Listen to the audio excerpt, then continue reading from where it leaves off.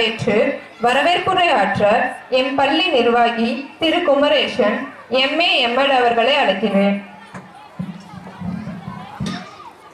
On behalf of SCV School, for the prestigious occasion of our school celebrating its 25th annual extravaganza now, and we are entering into the 25th year Silver Jubilee celebrations also. Of the city, every year I found to be my pleasure to address you people who are the young minds today and the responsible citizens of tomorrow.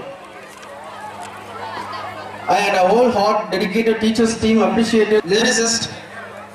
I am especially thankful to them when we approached him with this invitation card, requested him to grace this function as a chief guest. He has immediately accepted our request and readily agreed when they live today as an event in the program. So give a huge round of applause. And I believe almost of you must aware of it, Mr. R. Manivannan MA LLB, who optimized unfailing spirit to success despite all votes. இது விருந்தினர்களை கௌரவிக்கும் நேரம். சேர்ல உட்கார நின்றுருக்காங்க, சைடுல ஒரு gauge சைடுல இருக்கான தெரியாங்க.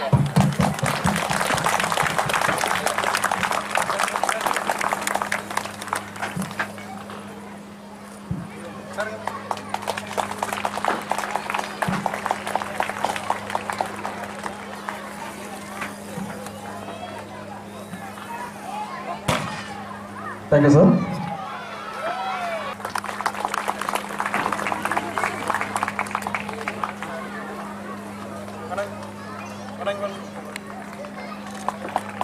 Okay, பாருங்க.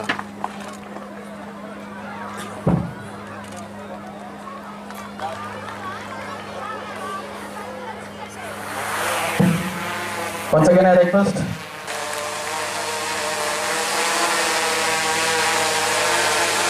Mr. Padavan, Administrative Officer, MSc MEd, to honor one of our special guests, Mr. Pandian Ayya, with a shawl as a moment token of love.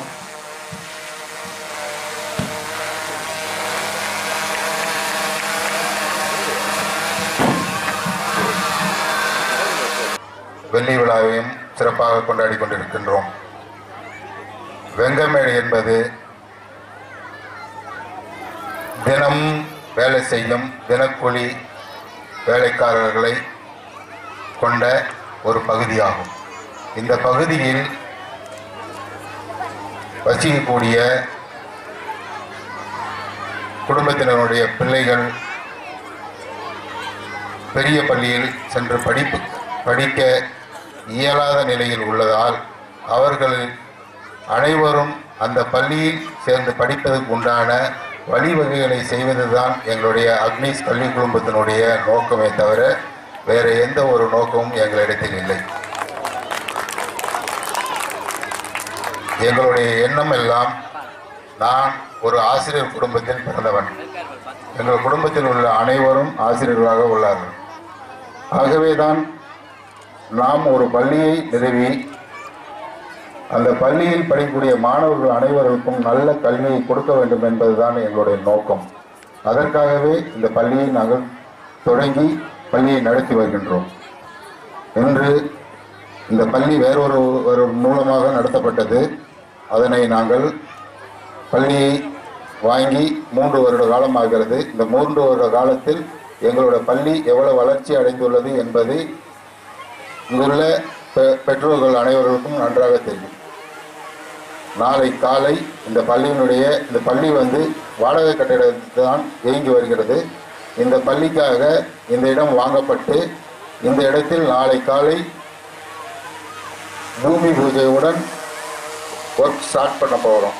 நாளையிலிருந்து இந்த இடத்துல இந்த பள்ளிக்கு உண்டான பணிகள் துவங்கப்பட உள்ளது என்பதை இந்த நேரத்தில் மகிழ்ச்சியுடன் தெரிவித்துக் கொண்டு, எந்த இடத்திற்கு சென்றாலும் ஒரு தாய்மையின் உணர்வு கிடைக்கும். இந்த கரூர் இந்த அடிக்கடி சென்றிருந்திருக்கிறோம், உதவி இயக்குநராக, அசோசியேட் இயக்குநராக. ஆனால் இந்த கரூர் இது அற்புதமான ஒரு ஊருக்கு இன்றைய தினம் வந்திருக்கிறது. அதுதான் அவருடைய மனசில் ஆழமாக பதிஞ்சிருச்சு போல இருக்கு. அந்த நன்றியின் அடையாளமாக தம்பித்துறை சொல்கிறேன்னு நினச்சிக்கிட்டேன்.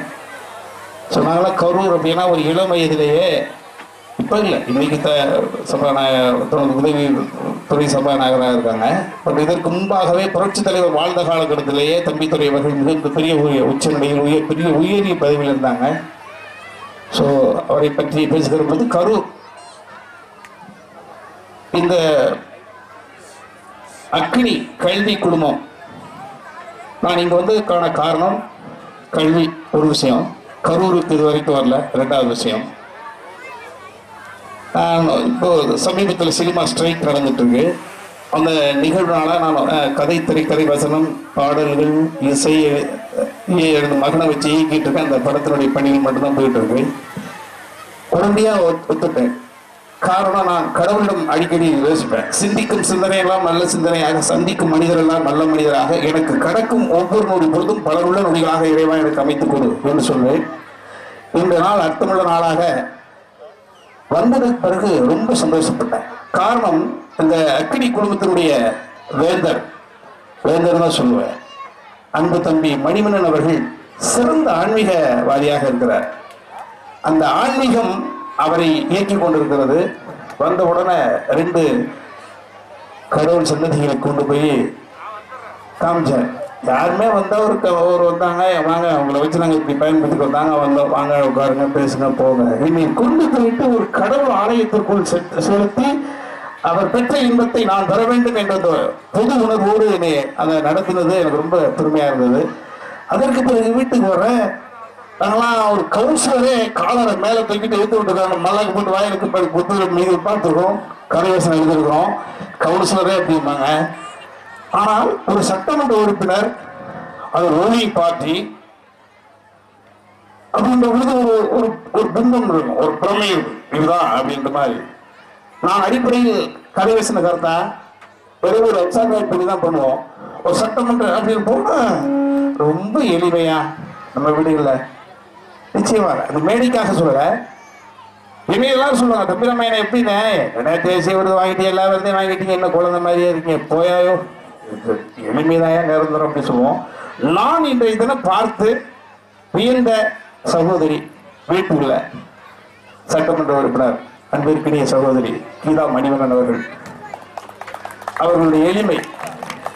காரணம் புரிஞ்சுக்கிட்டேன் ஏன் அவர்களுக்கு அந்த எளிமை வந்தது அப்படின்னா, நேரடியாக அரசியல் களத்துக்குள் புகுந்து இந்த பதவிக்கு அவர் வரவில்லை.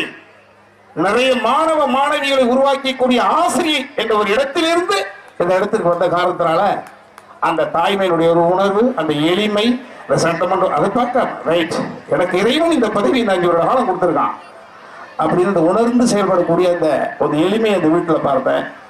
எல்லாமல்ல இறைவன் ஆசீர்வாதத்தோடு அவர்களை நேசிக்கக்கூடிய அந்த புதல்வன், அவர்களின் மனமும் ஆத்மாவும் சந்தோஷப்படக்கூடிய அளவுக்கு இறைவன் அவனை வளர்த்து கொடுப்பான் என்று நிச்சயமாக நான் வேண்டுகிறேன். ஒரு ஊருக்கு புதிதாக வந்திருக்கிறேன். அங்கே ஒரு தகுதி நிறைந்த ஒரு மனிதர் என்னை எதுவுமே அவருக்கு நான் வாழ்க்கையில் எதுவுமே கற்றுக் கொடுத்திருக்க முடியாது. பார்த்ததே முதல் சிஷியன் அப்படின்னாரு. நான் எனக்கு கொடுத்த பெருமையாக நினைக்கவில்லை, என் தாய் தந்தை அந்த அளவுக்கு என்னை வளர்த்திருக்கிறார்கள் என்று அந்த வார்த்தையை என் தாய் தந்தைக்கு இங்கிருந்து நான் சமர்ப்பணம் செய்கிறேன். அதுதான் நான் படங்கள் உங்களை சிரிக்க வச்சிருப்பேன், அதெல்லாம் சொல்லுவீங்க. உலகம் போட்டும் இசை தமிழன் சிவா, உலகம் போட்டும் இசை தமிழனுடைய தங்கையார் இங்க உட்கார்ந்து இருக்கிறாங்க. எல்லாம் எளிமையா தான் இருக்காங்க. ட்ரம்ஸ் சிவமணியினுடைய உடன் பிறந்த தங்கை ரொம்ப எளிமையா உட்கார்ந்துருக்காங்க. வந்திருக்கவங்களும் சாதாரண நபர்கள் கிடையாது. நாங்கள் வந்தது முக்கியம் இல்லை, தங்களது எதிர்காலம் தங்கள் பெற்ற குழந்தைகள் கைகளில் இருக்கிறது என்ற பொறுப்போடு இங்கே இவர்கள் ஒரு நிகழ்வை நடத்தி கொண்டிருக்கிறார்கள். இந்த இடத்திலிருந்து நம்மளுக்கு ஏதாவது கருத்துக்கள் கிடைக்குமா என்ற ஒரு எதிர்பார்ப்போடு வந்து அமர்ந்திருக்கக்கூடிய இந்த தாய் தந்தை அத்தனை பேருக்கும் எனது மாலை வணக்கத்தை நான் சொல்லுகிறேன். துப்பனா துப்போம். வாழ்க்கைன்றது ஐஸ்கிரீம் வாங்கி சப்பிக்கிட்டே இருந்தா காணாம போயிடும், சப்பாம பார்த்துக்கிட்டே இருந்தா கரைஞ்சு போயிடும். வாழ்க்கைன்றது பாக்கெட்ல இருந்து எடுத்து பத்த வச்ச சிகரெட் மாதிரி, நீங்க பிடிச்சிக்கிட்டே இருந்தா புகையா போகும், பிடிக்கலன்னா சாம்பலா போட்டிடும். வாழ்க்கை சப்ப ஒண்ணுமே கிடையாது. ஒண்ணுமே இல்லாத வாழ்க்கையை நோக்கி நம்ம போயிட்டு இருக்கிற பொழுது ஒவ்வொரு காலகட்டத்திலும் தாய்க்கு மகனாக வெற்றி பெற வேண்டிய கட்டத்துக்கு தள்ளப்படுகிறேன். தம்பிகளுக்கு அண்ணனாக வெற்றி பெற வேண்டிய கட்டத்துக்கு தள்ளப்படுகிறேன். மனைவிக்கு கணவனாக வெற்றி பெற வேண்டிய கட்டாயத்துக்கு தள்ளப்படுகிறேன். குழந்தைகளுக்கு தந்தையாக வெற்றி பெற வேண்டிய கட்டாயத்துக்கு தள்ளப்படுகிறேன். இப்படி ஒவ்வொரு காலகட்டத்திலும் எதையாவது ஒரு பற்றி பற்றி பற்றி பற்றி போக வேண்டிய ஒரு சூழலுக்குத்தான் நாம் ஆளாக்கப்படுகிறோம். இதுதான் இறைவனுடைய விளையாட்டு. அதை போலத்தான் இந்த அக்கடி கல்வி குழுமத்தில் நாளைக்கு ஒரு அற்புதமான பூமி பூஜை நடத்த இருப்பதாக கேள்விப்பட்டேன். நிச்சயமா ஒரு வைப்ரேஷன் என்று சொல்வார்கள். இந்த மேடைக்காக சொல்லவில்லை. வைப்ரேஷன், நல்ல ஆத்மா, ஆன்மீக சிந்தனை கொண்ட ஒரு கப்பல்ஸ், அற்புதமான தம்பதிகள். இவர்களுடைய எண்ணங்கள் அனைத்தும் ஈடேற நிச்சயமாக இறைவன் துணை இருப்பான். இந்த குழுமம், இந்த இடம் இன்னும் ஒரு சில வருடங்களில் பூத்து குழுங்க பூங்காவனமாக இருக்கும் என்பது நிச்சயமாக என்னால் உணர முடிகிறது. நான் இந்த நேரத்தில் கல்வியாக இருந்தால் கைதட்டலுக்காக, நகைச்சுவைக்காக நிறைய செய்திகளை சொல்லிவிட்டு போய்விட முடியும். ஆனால் இங்கே வந்திருப்பவர்கள் குழந்தைகளின் தாய் தந்தை. நான் சிம்பிளா சொல்றேன், எனக்கு 2 குழந்தை. நான் இந்த மேடையில் பேசுவதற்கு தகுதியாக நான் எதை நினைக்கிறேன் என்றால், தேசிய விருது வாங்கியிருக்கலாம், பிலிம்பேர் அவார்டு வாங்கியிருக்கலாம், ஸ்டேட் அவார்டு வாங்கியிருக்கலாம். எல்லா விருதுகளும் இறைவன் ஆசீர்வாதத்தோடு வாங்கிவிட்டேன். ஆனால் இங்கு வந்து இந்த மைக்கை பிடித்து பேசுவதற்கு தகுதி என்று நான் நினைப்பது, எனக்கு ஒரு மகள், ஒரு மகன். எனது மகள் அண்ணா யூனிவர்சிட்டியில் கோல்டு மெடலிஸ்ட் பயோடெக்னாலஜி. அவர்களை என் மகளை அடுத்து உப்சாலா யூனிவர்சிட்டி ஸ்வீடன்ல MS கம்ப்ளீட் பண்ணி வந்தாங்க. அதற்கு பிறகு அவர்களுக்கு திருமணம் பண்ணி வச்சேன். அது கடமை. அதை போல என் மகன் CSC கம்ப்யூட்டர் சயின்ஸ் இன்ஜினியரிங் முடித்தான். ஆக 2 மாஸ்டர் பட்டதாரிகளுடைய தந்தை என்ற ஒரு அடிப்படையில் உங்களுக்கு சில கருத்துக்களை சொல்றேன். குழந்தைகளுக்கு கல்வி பயிற்று கொடுங்கள். நான் சாட்ட படம் அடிச்சிருப்பேன், பார்த்திருப்பீங்க. எப்படி ஒரு வாத்தியார் இருக்க வேண்டும் என்பதற்கு உதாரணமாக சமுத்திரக்கடி, எப்படி ஒரு வாத்தியார் இருக்கக்கூடாது என்பதற்கு உதாரணமாக தம்பிராமையா. அதற்கு முன்பு நான் மைனா படத்தில் நடிச்சிருந்தேன்.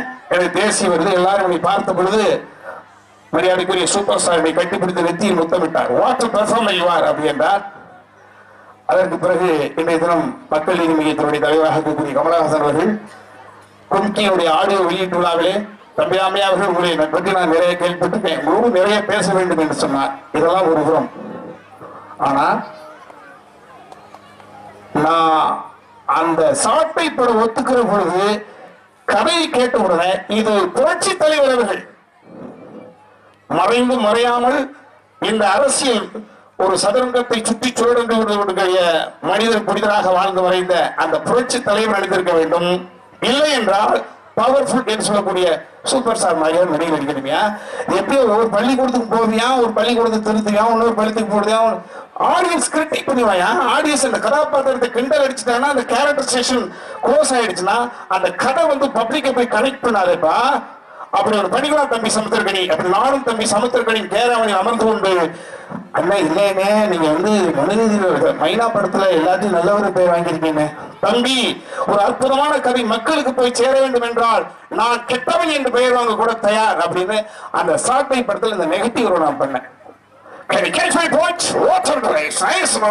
அப்படின்னு ஒரு டெரரான ஒரு ஹெட்மாஸ்டர் டாமினேட் பண்ணக்கூடிய ஒரு டெப்டி ஹெட்மாஸ்டராக இருந்து மக்களுடைய கோபத்திற்கு ஆளானாலும் கூட அந்த சாட்டை என்ற ஒரு படம் எதிர்கால மாணவர்களை உருவாக்குவதற்கு சரியான ஒரு தளமாக நிறைய பேர் கனெக்ட் பண்ணியிருக்கின்ற வரையில எனக்கு சந்தோஷம். அதற்கு பிறகு நானும் சமுத்திரக்கணி வெளிநாடுகளுக்கு எங்கேயாவது செல்கிற பொழுது சாட்டை மாதிரி நீங்க 2 பேரும் ஒரு படம் கொடுக்கணுமே என்றார்கள். சைமா அவார்டு வாங்குவதற்காக நாங்கள் மலேசியா சென்றிருக்கோம். எங்களை 2 பேரையும் பார்த்த பொழுது சாட்டை மாதிரி கொடுங்க சார், சட்ட மரியாதை கொடுங்க சார். அவர்கள் நிறைய மக்கள் எங்க 2 பேரை பார்க்கிற பொழுதெல்லாம் கேட்ட கேள்விகளுக்கு பதிலாகத்தான் அந்த அப்பா என்ற படத்தையோட கதை நாங்கள் மலேசியாவில் வைத்து தயார் செய்யப்பட்டோம். நெகட்டிவான டீச்சர், அப்பா படத்தில் நெகட்டிவான ஃபாதர். அதை நான் சொல்றேன், அந்த 2 படம் மக்களால் ஏற்கப்பட்டதுக்கான காரணம் தனது குழந்தைகள் மீது தாய் தந்தை வச்சிருந்த அந்த பாசம், அந்த கமிட்மெண்ட். அதனால சமீபத்தில் கூட சொல்லுவோம், உங்களுக்கு பிடிச்ச கடவுள் எது அப்படின்னா நாகாத்த அம்மன் அப்படின்னு. நாகாத்த அம்மன் அப்படின்னு காரணம், இந்த உலகத்தில் நாவை மட்டும் அடக்கிவிட்டால் நான் தான் சாப்பிடுறதுக்கு காரணமா இருக்கு. நான் தான் மைக்கு கிடைச்சோன்னு பேசிட்டு சிக்கிக்கிட்டு சின்னாபனமா காரணமா இருக்கு. அது அந்த நாக்கு மட்டும் கட்டுப்படுத்தினோம் அப்படின்னா உலகத்தில் எந்த பிரச்சனையும் கிடையாது. நாகாத்த அம்மன். அதான் சொல்வேன். பிராமணர்கள் சொல்லுவாங்க, சரீர கட்டுப்பாடு சாரீர கட்டுப்பாடு வேண்டும் என்றால் குழந்தைகளை படிக்கிற பொழுதே படிப்புக்கு மட்டும் முக்கியத்துவம் கொடுக்காமல் எக்ஸ்ட்ரா கரிக்குலர் ஆக்டிவிட்டிஸ் என்று சொல்லக்கூடிய நடனத்திலேயோ பாடலையோ ஒரு குழந்தைகளை நீங்கள் கமிட் பண்ணிட்டீங்கன்னா அந்த குழந்தைகள் ஒரு குழந்தை பாடுறதுக்கு ரசனை பாட முடியாமட்டுங்க நடனம் நடனத்திலேயோ பாடலையோ ஏதோ ஒரு மெமரி விஷயத்தில் கமிட் பண்ணி கொடுத்துட்டீங்கன்னா அவர்கள் உணவு கட்டுப்பாடு முதலில் வருவார்கள். பாடணும்னா ஸ்டேஜ் ஏறி ஒரு 5 பாட்டு பாடணும்னா உங்களுக்கு ஸ்ட்ரென்த் வேணும், ஸ்டெமினா வேணும். அப்ப உணவு கட்டுப்பாடு வருது. நடனம் ஆட வேண்டும் என்றால் கண்ணாப்பின்னா சாப்பிட முடியாது, நடனம் ஆடுகிறவங்க மூச்சு வாங்கும். ஆக இங்க உணவு கட்டுப்பாடு வருகிறது. உணவு கட்டுப்பாடு வருகிறது. தேவையில்லாம பேசுகிற பொழுது பிரச்சனை சிக்கிக்கிறோம். அம்மா அப்பாட்ட கம்ப்ளைண்ட் போகுது, உங்க குழந்தைய பார்த்து வைங்க, தேவையில்லாம பேசுறாங்க. ஆக சரீர கட்டுப்பாடு சாரீர கட்டுப்பாடு வேண்டும் என்றால் இந்த குழந்தைகளை அடுத்த கட்டத்துக்கு நகர்த்துவது. ஏதாவது கல்வி மட்டும்தான் குழந்தை கழுத்தை பிடிச்சு அமைக்கிறாங்க. அந்த குழந்தை பாருங்க, ஓட விடுங்க, பாட விடுங்க, தப்பு செய்ய விடுங்க, திட்ட விடுங்க, ஒரு பொருளை உடைக்க விடுங்க, கட்டுப்படுத்தாதீங்க. 10 வயசு வரை கட்டுப்படுத்தாதீங்க. நெருப்பு இந்த சுட்டு தெரிந்து கொள்ள வேண்டும். ஒரு பொருள் கீழே போட்டா உடைஞ்சிருச்சு தெரிஞ்சுக்கிட்டோம், கண்ணாடி உடைக்கட்டும், காலை மிதிக்கட்டும், காலில் ரத்தம் வரணும் புரியட்டும். எதையுமே அடைக்க ஆளாதீர்கள். அவர்கள் இஷ்டத்துக்கு இந்த குழந்தைகளை விடுகிற பொழுது நிச்சயமாக ஒரு பண்பட்ட குழந்தைகளாக பக்குவப்பட்ட குழந்தைகளாக அடுத்தவர்கள் சொல்லி தெரிந்து புரிந்து வாழ வேண்டிய அவசியம் இல்லாத குழந்தைகளாக இந்த சமுதாயத்துக்கு அவர்கள் வாழ்வார்கள். ஆக நாங்கள் குழந்தைகள் அப்படின்ற ஒரு விஷயத்தினாலதான் இந்த அக்கறைக்குழு வந்து நான் பேசுவதற்கு காரணம், இது குழந்தைகள் சார்ந்த ஒரு விஷயம், நிகழ்வான ஒரு விஷயம். அதுக்காக பேரண்ட்ஸ் வந்துருக்கீங்க.